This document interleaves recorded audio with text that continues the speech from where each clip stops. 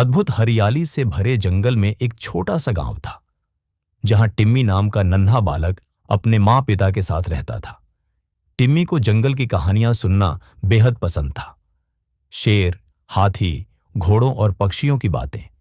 लेकिन उसके दिल में सबसे बड़ी दोस्ती की उम्मीद थी, एक सच्चे मित्र की, जिसके साथ वो जंगल की सैर पर जा सके। एक दिन टिम्मी अपनी हिम्मत पर भरोसा कर एकांत वन की ओर निकल पड़ा। गहराई में खो गया तो अचानक एक भयावह हुंकार सुनी।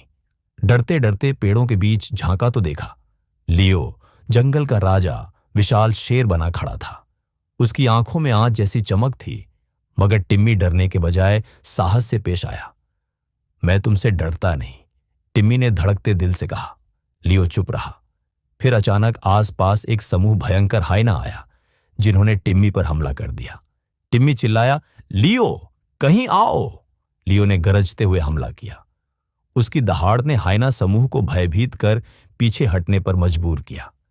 टिम्मी के दिल की धड़कनें शांत हुईं, लेकिन उसकी आंखों में लियो के प्रति कृतज्ञता छलक रही थी। उस दिन के बाद टिम्मी और लियो एक अटूट बंधन में बंध गए।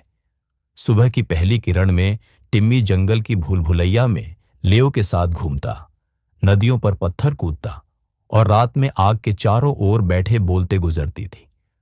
दोनों की दोस्ती गांव में भी प्रसिद्ध हो गई।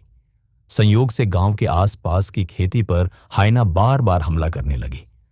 लोगों की फसल तबाह हो रही थी। पशु पक्षी डर के मारे भाग रहे थे। गांव वाले निराश हो चुके थे। एक शाम टिम्मी ने लोगों से कहा, अगर हम लियो की मदद लें तो जंगल और गांव दोनों सुरक्षित रह सकते हैं। पहले गांव वाले डरे, लेकिन टिम्मी की आंखों में दृढ़ता देखकर उन्होंने समझा कि साहस केवल स्कूलों या कविताओं में नहीं मिलता।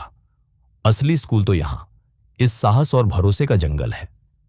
इसके बाद गांव से सभी लोग साहसपूर्वक जंगल की ओर गए। टिम्मी ने लियो को बुलाया और गांव वालों से कहा, यह साथी हमारा नेता बनेगा। लियो ने गर्जना की और उसके साथ गांव वाले हाइना दल के खिलाफ चले। लियो ने अपनी ताकत से बीच बीच में गरज कर हाइना दल को पीछे हटने को विवश किया। टिम्मी और गांव वाले उन्हें घेरने में मदद कर रहे थे। थोड़ी ही देर में हाइना डरकर जंगल की गहराई में भाग निकली।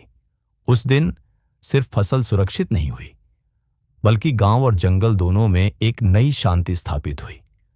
गांव में एक बड़ी दावत रखी गई, जहां टिम्मी और लियो को सबसे सम्मान मिला। गांव वालों ने समझा कि भय सिर्फ शक्ति से नहीं, विश्वास और दोस्ती से भी हराया जा सकता है। उसके बाद से टिम्मी और लियो हर दिन साथ रहते। कोई आपदा आए या ना आए, दोनों एक दूसरे से कभी जुदा नहीं हुए। जंगल और गांव की एकता उनकी दोस्ती की सबसे अनूठी मिसाल बन गई। द कहानी से सीख। दोस्ती धरती पर मजबूत होने के लिए दो हृदयों का आपस में जुड़ना जरूरी है। साहस, डर का सामना करना ही सच्चा वीरता है।